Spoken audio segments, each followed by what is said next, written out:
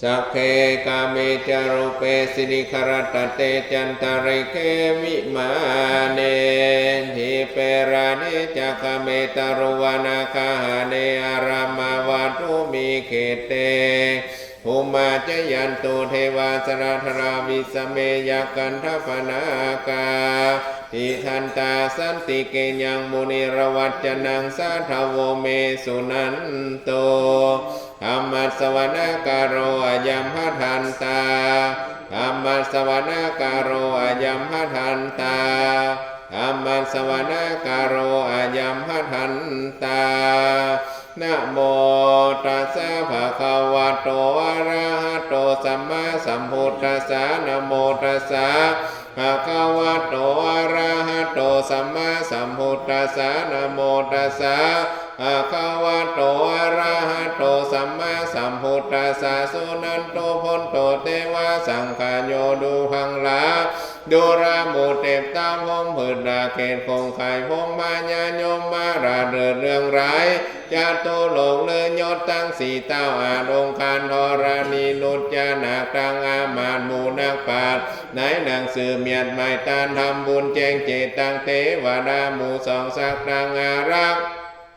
เจ้าพญาตนปอและน้ำไม่ขาเลกาแก้วใบให้จิงก้อมคืออารักตัวสองนางพี่น้องอันรักษายังเมืองมันดันไตเขตคงไข่ไปบนมีพระอริยเมตไตตนอยู่ฟ้าโลกลือตามทางอินตาติลาดเต้าอันเป็นจอมเจียงเจ้าภาพสองสวรรค์จันทร์ไฟ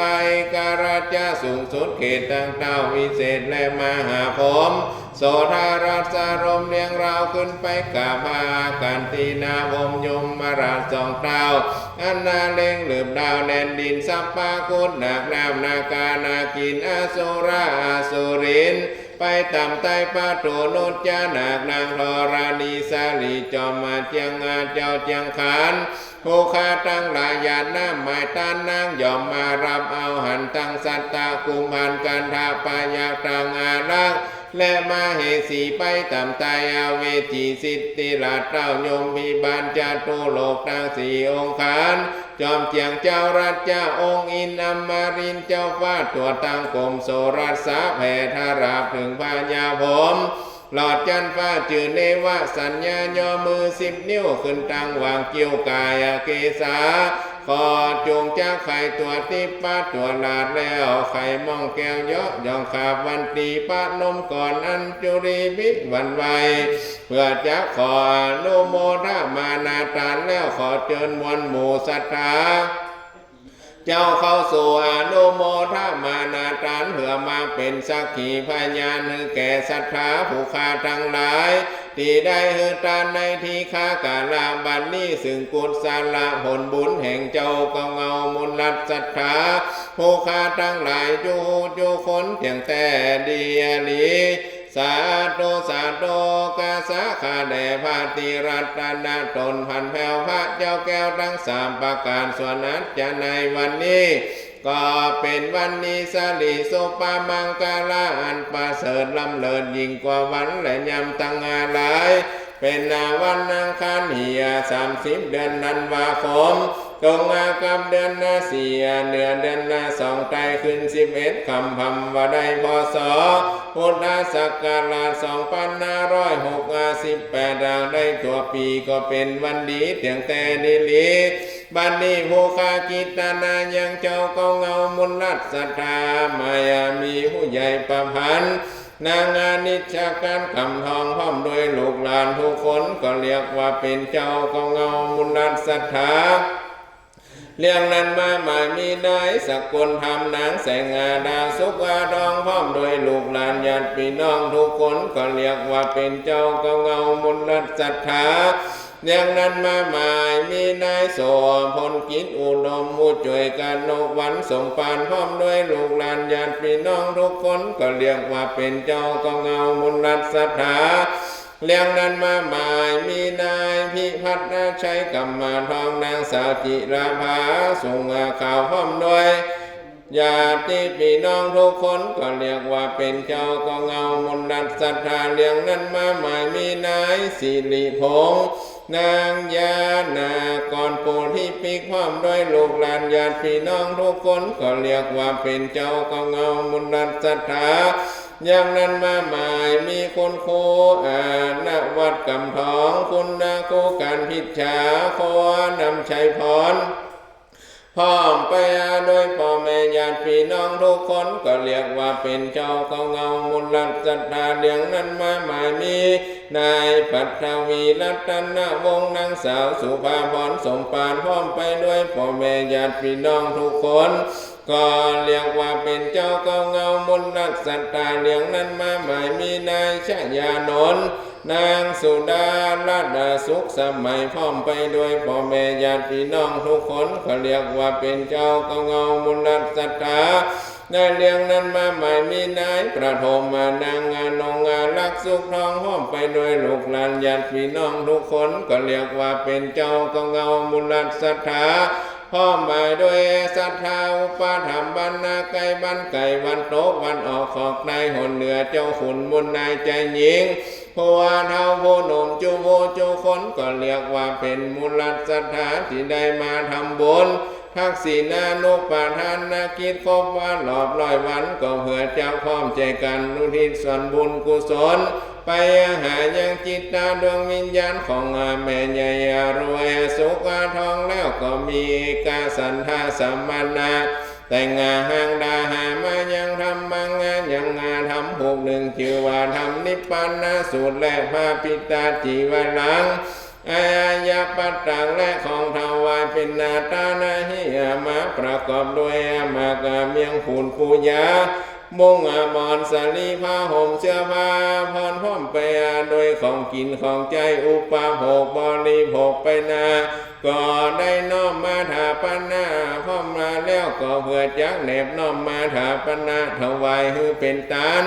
ยังบ่เต่าแต่นั้นยังมีสำหรับนับว่าได้7สำหรับหนึ่งนั้นก็เพื่อจักถวายเป็นตานแด่พระศรีโคดมองค์สมเด็จพระสัมมาสัมพุทธเจ้าอีก6สำหรับนั้นเราก็เพื่อจักถวายเป็นตานแด่พระสังฆเจ้าซึ่งตนเป็นลูกศิษย์สาลีสัพพัญโยสมเด็จพระสัมมาสัมพุทธเจ้าของถวายเป็นตานเหล่านี้บัดนี้มาถาปนาตั้งไว้ตามมาสองของนาพระสังฆเจ้าพระสังฆเจ้าจงมีธรรมะเมตตาไว้นาปฏิฆารับเอาไว้แล้วตามดังพระโพธิญาณตั้งไว้คือเป็นไม่ไตสองโลกโลกาถวายเป็นตานว่าสันนันแต่ดีลีแม่นว่าเจ้าก็เงามุลลัตศรัทธาผู้ที่ได้กล่าวนำมาแล้วนั้นและได้เฮือตันแล้วเพื่อจักอุทิศส่วนบุญกุศลไปหายังแม่ใหญ่ยังผู้หนึ่งที่ได้กระทำมรณะจุดที่ตายไปสู่ปัลลโลกแม่มีน้ำมาก่อนจึงว่าแม่ใหญ่รวยสุขทองได้ตายไปเป็นเปรตเป็นผีตาวิสัยอสุรกายจะอยู่ตามมาไตเถื่อนน้ำทำคูหาฐานะที่ได้จะไกลต้องทุกขเวทนาจะอยู่ที่ไกลที่ได้ที่หนึ่งดังนั้นก็ดีแม่นว่าตนตัวของแม่ใหญ่รวยสุขทองจะอยู่ที่ไกลก็ขอให้ตนตัวของแม่ใหญ่รวยสุขทองมารับเอานาบุญคุณทานทั้งหลายม้วนผงนี้เสียตันใจแล้วไพ่ผ่ากดจนเอานายหมายเอาจื่อเสียสองหน้าตันใจแม่นว่าตนนาตัวของแม่ใหญ่รวยสุขทองจะอยู่ที่ไกลส่วนมีสายไปมาบ่หลอดแล้วเราก็ขอฝากยอดนาบุญคุณทานทั้งหลายม้วนผงนี้ไปเจียมกับมเหสีขาเทวบุตรเทวดาพระญายินพระญาพรหมพระญาโยมมาราชพูดหนักน้ำปรมัยไอสวนตนไปก่อนหน้าและตนไปตามหลังฝั่งซ้ายและฝั่งขวาตนจำบุญและตนจำบาปจนจดเส้นการนำยานไม่ตานทั้งหลายม้วนผงนี้แม่นว่าตนตัวของแม่ใหญ่รวยสุขทองได้วางอารมณ์อะไรไปบ่จางไปลงข้างวางประตูจตุราบาย ยาภูมิทั้งสี่ขอเฮือนาบุญกุลตันทั้งหลายไปเตรียมมาตุงไปพกยกอุ้มยกย้ายค่ายออกจากติยางหรือพรางออกจากติตุก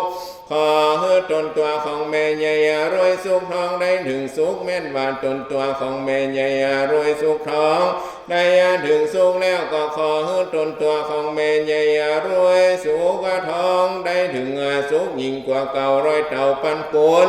แม่นาบุญกุลตานตั้งหลายมวลผงนี้ไปรอดเมื่อเจ้าวังบังเกิดกับกายเป็นดังเขาไงเมื่อไปรอดเมื่อควายขอฮือบังเกิดกับกายเป็นดังแผ่นเสื้อและแผ่นผ้าแม่นไปหลอดเมื่อลามาลุนก็ขอบังเกิดกับกายเป็นอาภารณะเขาว่าติบนับใน10ประการก็ขอฮือตนตัวของแม่ใหญ่รวยสุขทองได้กินได้ใจไว้บริโภคไปนาสุดแต่ห้องจันฟ้าคืออมตะมหาเนรปานหม่อนตุกพระจาดนั้นจุงจักมีเตียงแต่เดียลี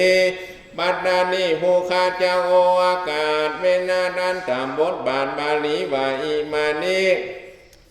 มายังพันเตภาปิตะจิเวลังหุทางอายะปัตตังสปะปะลิวาลังภิกขุสักกัจจังเตมาทุติยัมปีอิมานิมายังพันเตภาปิตะจิวลังธัมมังอายะปัตตังสปะปะลิวาลังภิกขุสักกัจจังเตมาตติยัมปีอิมานิมายังพันเตภาปิตาจิเวลังสังฆังอายะปัตตังสปะปะลิวาลังภิกขุสักกัจจังเตมาโดยเตจากุศลผลบุญคุณทานมีสันตละไวสีอันนี้มีมากนักหนาจงบังเกิดกับกายเป็นเพดานคำและเป็นเหลือสักเป่าคำล้ำใหญ่กว้างขอเฮือไปไขว่คว้างอยู่กับเป็นไปตู่ประตู16จันฟ้า15จันแผ่นดินก็ขอเฮือตนตัวของแม่ใหญ่รวยสุขทองได้เกาะได้กำได้ขี่ได้คามได้ปนออกจากน้ำมหาสมุทรสานครไปสู่ห้องจันฟ้ากัดสายังบ่เต่าแต่นั้นก็ขอฮือจัตุปัจจัยไตยทานทั้งหลายมวลพรุ่งนี้จงไปกับกายเป็นดังมาแก้วอาจจะในไว้แว่นก็ขอฮือตนตัวของแม่ใหญ่รวยสุขทองได้ขี่จักแล่นไปสู่ห้องจันฟ้าและน้ำยานไม่ต้านทั้งหลายมวลพรุ่งนี้จงไปกับกายเป็นน้ำบ่อแก้วรัตนะเจียงจินขอฮือตนตัวของแม่ใหญ่รวยสุขทองได้กินได้ใจไม่บริโภคในโลกนี้และโลกไปหน้าเตียงแต่ดีลีส่วนซ้ำสมสัตว์ทั้งหลายจุงมาปัตตานุโมทมานาตานซึ่งเจ้าก็เงามุลัศรัทธาผู้ขาทั้งหลายจูผู้จูคนจุใหญ่น้อยใจยิงนั้นจุงจักมีเตียงแต่ดีลีหิคารตังหิตายาสุขายาสปะตินังอรหันตาอรหันติมกะยานังตินังนิพพานะปัจจโยโหนตุโลจาวา